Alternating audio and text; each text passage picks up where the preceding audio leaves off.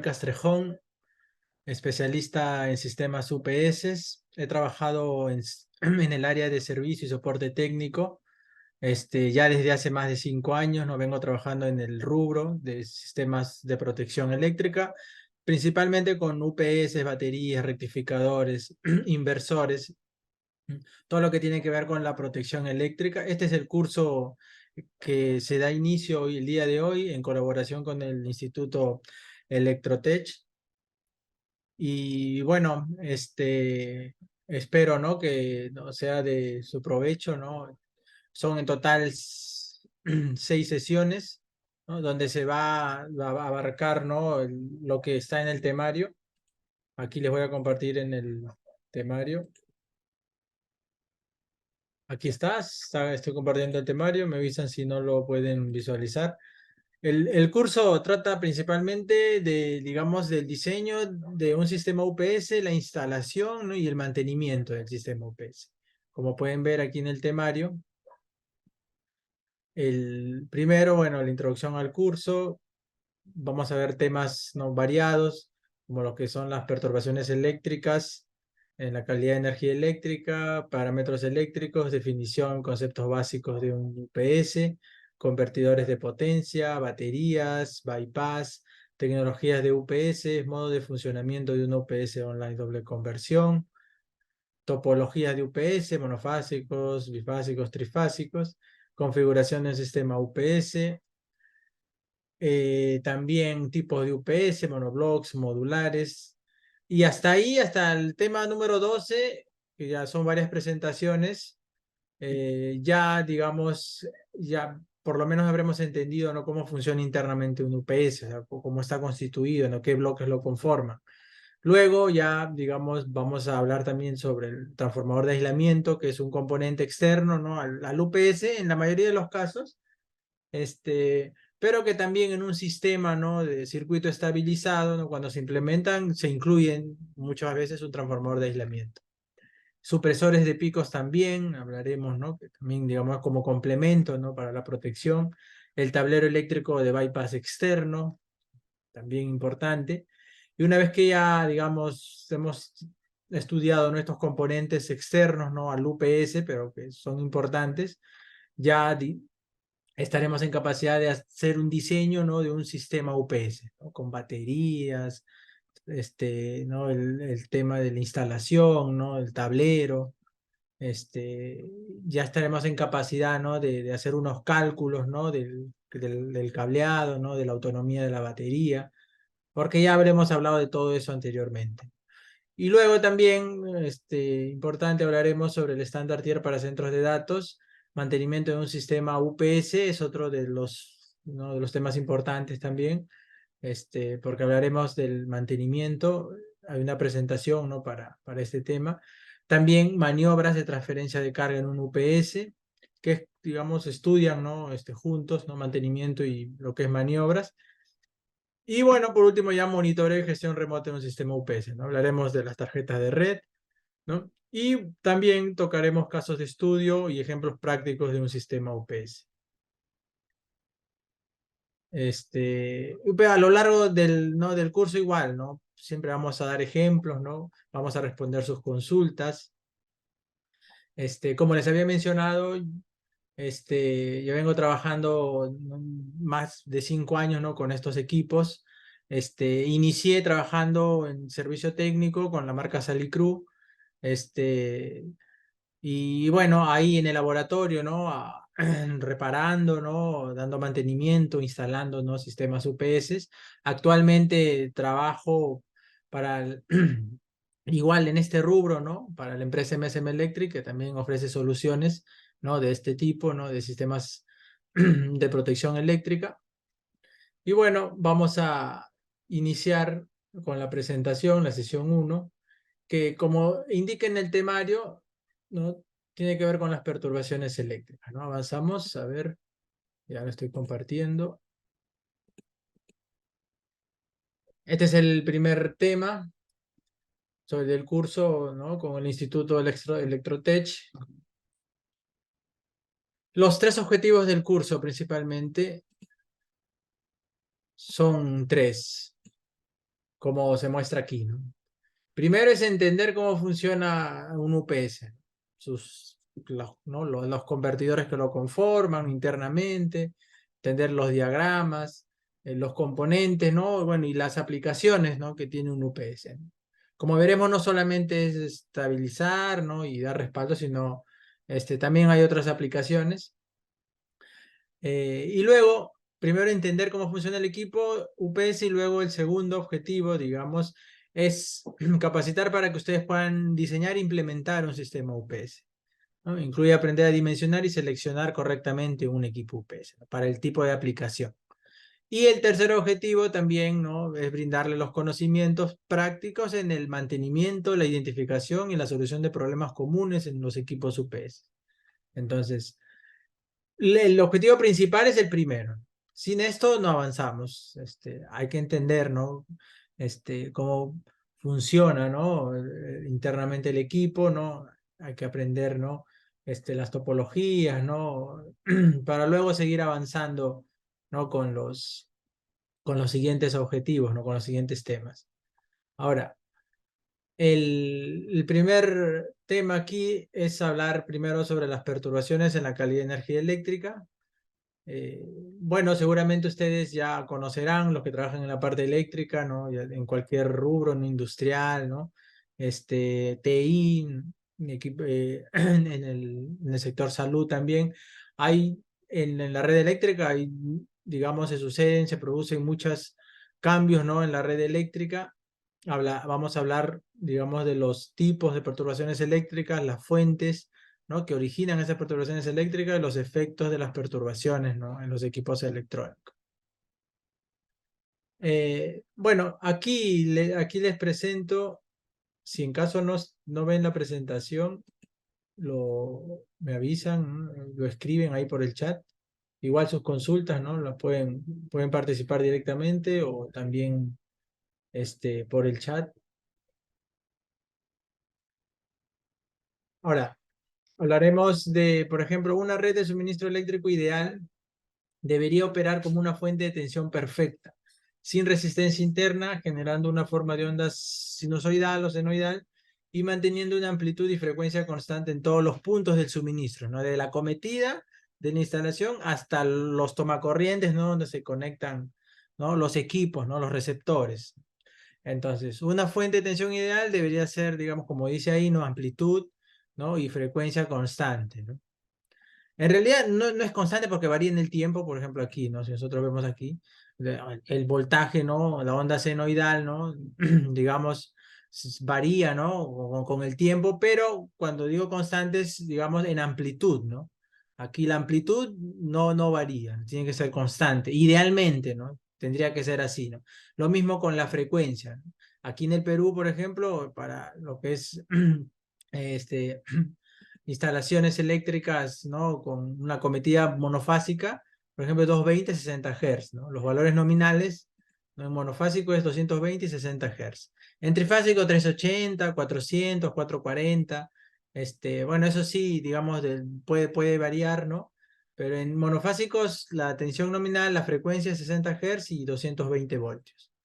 Entonces, esta es la forma de onda senoidal, digamos, perfecta, ¿no? Este, que, que aquí, digamos, se tendría que ser constante, como dice ahí, en todos los puntos del suministro.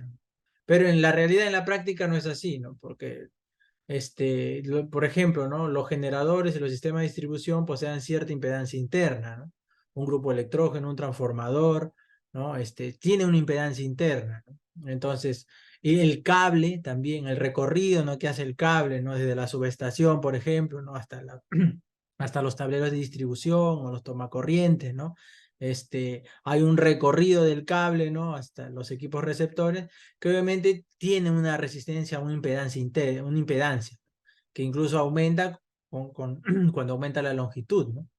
Entonces, debido a esta resistencia interna, tanto en generadores, ¿no? En los sistemas de distribución, se producen caídas de tensión, ¿sí? Y pérdidas también, ¿no? En el sistema, ¿no? eléctrico. Las cargas también, ¿no? Por otra parte, consumen corrientes transitorias durante el arranque, por ejemplo, los motores, y conexiones, ¿no? de cargas, y desconexiones también, corrientes no sinusoidales debido a la presencia de cargas no lineales, ¿no? Los equipos electrónicos, como veremos, ¿no? Son una fuente, ¿no? También de perturbación a la red eléctrica.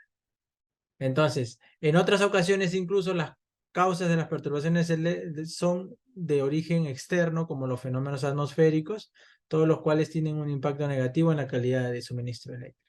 Entonces, ya sea de forma externa o generada en la propia instalación internamente, por estas causas, ¿no? Digamos, el suministro eléctrico, digamos, tienen, ¿no? Todos ese tipo de fenómenos, ¿no? Perturbaciones eléctricas que veremos a continuación. Por ejemplo, ¿no? Si según la norma, la que se muestra aquí, ¿no? N50160, las perturbaciones en la red eléctrica se pueden clasificar por el efecto que producen en los siguientes parámetros: frecuencia, amplitud, forma de onda y simetría del sistema trifásico. Bueno, si varía, si esta perturbación, ¿no? Ataca la frecuencia, por ejemplo, tendremos variaciones, ¿no? En la frecuencia por debajo o por encima del valor nominal, que se explica aquí. Ahora, si vamos, el impacto, creo que alguien tiene el micrófono ahí. Ya, ya. El, Bueno, por ejemplo, si afecta la amplitud, tendremos transitorios, sobretensiones, subtensiones. Si afecta la forma de onda, o sea, si distorsiona la forma de onda, armónicos. Y con respecto al sistema trifásico, se pueden dar desequilibrios, ¿no? En voltajes o corriente, ¿no? Entre las fases, ¿no? Del sistema. Entonces, son perturbaciones, ¿no? Como digo, ataca varios parámetros, ¿no? La frecuencia, la amplitud, la forma de onda, del suministro eléctrico, de la tensión. Ahora, la primera perturbación que tenemos, que vamos a estudiar, es la sobretensión transitoria. Los transitorios o sobretensiones transitorias, transientes también los llaman, transientes, son aumentos rápidos y breves del voltaje, por encima de los valores normales en un sistema eléctrico.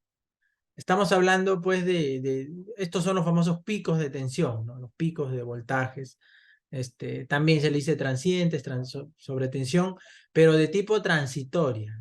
Ya veremos que hay sobretensión también, ¿no? Permanente, más sostenida, pero en este caso son transitorias porque son de duración muy breve, ¿no? Son unos nanosegundos, microsegundos, hasta unos milisegundos, pero son muy breves. Entonces, son de corta duración, de unos pocos microsegundos hasta milisegundos, es decir, con un multímetro esto de aquí, muy difícil que lo vean. No, es más, no lo vas a ver, ¿no? Incluso tu multímetro puede fallar también si se presenta una sobretensión, ¿no? Por eso que, digamos, para lo que es la industria, ¿no? Y en general en las aplicaciones, ¿no? Ya a nivel profesional se utilizan multímetros de categoría 3, categoría 4, ¿no? Que, digamos, pueden soportar, ¿no? Y cuentan, ¿no? Con el nivel de aislamiento, ¿no? Está preparado, ¿no? Para poder medir y, digamos, poder tolerar estos tipos de impulsos, ¿no? Transitorios, ¿no? Que, digamos, en las instalaciones eléctricas actualmente se dan, ¿no? Con mucha frecuencia, ¿no? Sobre todo en instalaciones industriales, ¿no? Vemos, ¿no? Que hay cargas, ¿no? De gran consumo, ¿no? Como los motores, bancos de condensadores, como veremos. Entonces, estas perturbaciones eléctricas de tipo transitorio, ¿no? Se pueden dividir en sí en dos tipos, pero al final, digamos, interpretenlo así, ¿no? Como picos de voltaje. Por ejemplo, pueden ser impulsivos, ¿no? De este tipo, o también oscilatorios, ¿no? Que, digamos, cuya amplitud, digamos, se va amortiguando, ¿no? Conforme pasa el tiempo, ¿no? O el otro que es de tipo impulso, que es un pico, ¿no? Puede ser de tipo spike, como el notch, como se muestra aquí. O sea, que el spike que se suma a la forma de onda, ¿no? Del voltaje, y el notch que se resta. Al final, como son picos, por ejemplo, aquí lo muestran, ¿no? Se den el orden de los kilovoltios, ¿no? Spike, notch, impulsivo, oscilatorio, se cuentan de miles de voltios. Puede ser de 500 voltios, 1000 voltios, 2000, 3000, 4000, 10.000 voltios. Entonces, pueden llegar incluso hasta los 15.000 o 20.000 voltios. Entonces, para un sistema monofásico, por ejemplo, 220, o sea, con 1.000 voltios, ¿no? La fuente de alimentación, por ejemplo, de los equipos electrónicos puede fallar, ¿no? Si le llegan transitorios, de hecho, ¿no? Que a la etapa de entrada, ¿no? Puede fallar, ¿no? El equipo.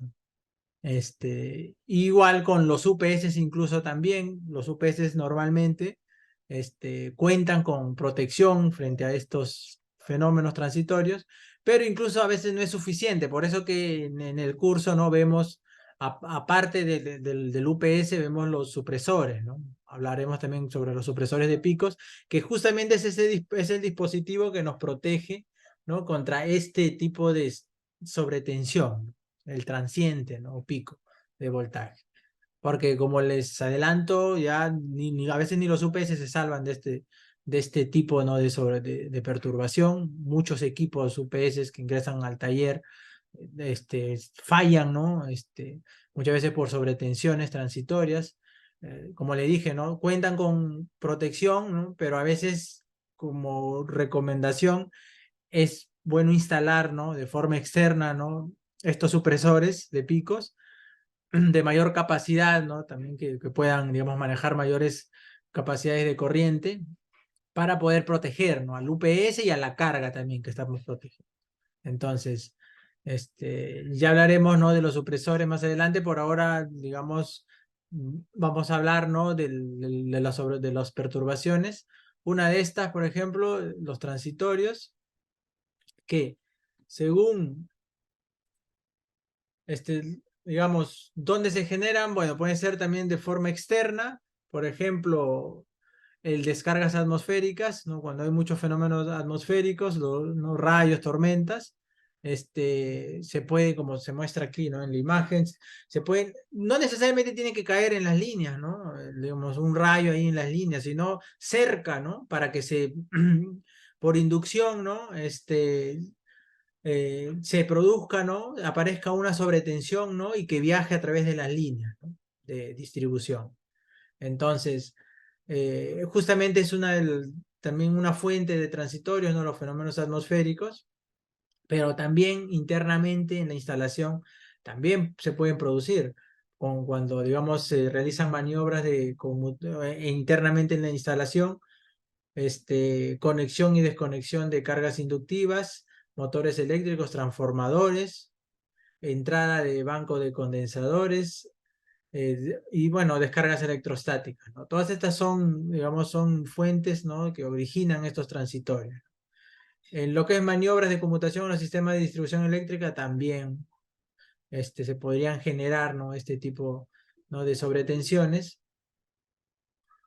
Entonces, son varias las causas, ¿no? Como les dije, ¿no? Sean originadas de forma externa o en la propia instalación. Y los efectos de este tipo de sobretensión se conocen, ¿no? Esto de aquí, digamos, es el daño, ¿no? Permanente, ¿no? Del equipo, ¿no? Y componentes electrónicos. Por ejemplo, como se muestra aquí en la imagen, nosotros podemos ver una placa electrónica, ¿no? ¿no? Que se ha averiado. Recuerden que los chips, ¿no? Los dispositivos electrónicos, digamos, en lo que es electrónica de señal pequeña, funcionan con 12 voltios, ¿no? Como por ejemplo una computadora, ¿no? Internamente el procesador funciona con 3 voltios, 5 voltios, ¿no? Algunas etapas, ¿no? De procesamiento digital. En general los sistemas digitales, ¿no? Funcionan con 5, 12 voltios, bueno, 24 voltios. Entonces, justamente las fuentes, ¿no? Que tienen estos equipos electrónicos convierten, ¿no? La tensión, digamos, de AC, ¿no? De 220, ¿no? Lo convierten en un voltaje en continua, ¿no? De 12 voltios para alimentar ventiladores, o un sistema digital en el caso de una computadora. Entonces, como trabajan con voltajes, ¿no? No pequeños, ¿no? En continua, pues un transitorio, ¿no? Así sea de 500 voltios, 1000 voltios, de hecho, pues, ¿no? Está muy por encima, ¿no? ¿no? Del voltaje de operación, ¿no? Del dispositivo. Y en ese caso, claro, se produce la falla, ¿no? Del mismo. Entonces, pero también en las máquinas eléctricas, aunque digamos no es, digamos, tan evidente, por así decirlo, también se pueden provocar, por ejemplo, pérdidas de aislamiento en los conductores eléctricos. reducción de la vida útil de los equipos eléctricos y electrónicos. Este motor, por ejemplo, ¿no? Que ha perdido aislamiento. Pérdida de datos y disminución de la velocidad de transmisión de datos, interrupción de la operación de los equipos. Entonces, en general, todo equipo, todo dispositivo eléctrico electrónico tiene un voltaje de operación, una corriente de operación. ¿Mm? Y claro, estarlo sometiendo, ¿no? A voltajes transitorios, a picos de voltajes altos, en algún momento puede fallar. Pueden perder aislamiento, por ejemplo, en el caso de los motores, ¿no? El cableado eléctrico también, los propios dispositivos de protección también. Y en el caso de los equipos electrónicos puede ser fatal. Esta falla, cuando, por ejemplo, ¿no? Un UPS puede fallar por este tipo de sobretensión, como les indiqué. Muchas veces la falla se localiza en la etapa de entrada del equipo, ¿no? Del UPS, ¿no? Que como veremos, digamos, el rectificador no es el que está en la entrada, ¿no? Junto con también la fuente de alimentación, ¿no? Que se alimenta, bueno, muchas veces de la tensión de AC, de alterna. Y bueno, en los UPS cuando, digamos, sucede un fallo, ¿no? En la entrada, en la etapa de entrada del sistema, ¿no? Y ya, digamos, se genera una sospecha, ¿no? De que ha sido por sobretensión transitoria. Este, Pueden fallar los equipos. Bueno, otro tipo de variación de tensión, de perturbación, perdón, es la sobretensión, tal como se muestra aquí en la figura, ¿no? Es ya de duración más larga, ¿no? Es un aumento del valor, o del valor eficaz del voltaje de alimentación. Este, Puede ser de corta duración, bueno, algunos milisegundos, ¿no? Varios ciclos, ¿no? O también de larga duración. El swell, el overvoltage, que se pueden presentar, ¿no? Incluso puede durar horas, ¿no? Una sobretensión. Este, como se muestra aquí, o puede ser también de corta duración, hasta un minuto, como indica.